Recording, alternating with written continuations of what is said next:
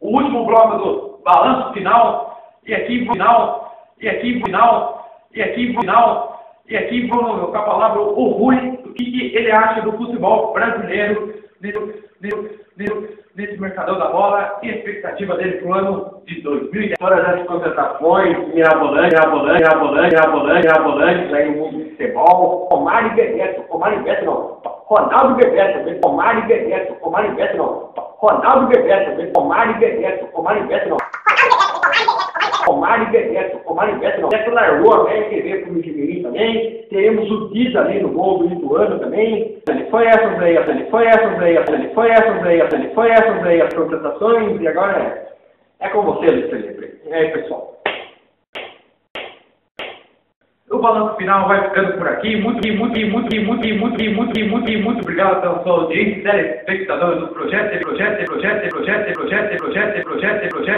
Evento Alternativo. Muito obrigado pela sua presença aí, comentarista Rui.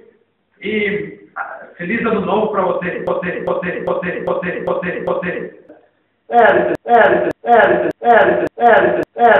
Feliz Natal, feliz ano novo pra você, pra todo o pessoal aí de casa. Vamos agora especial,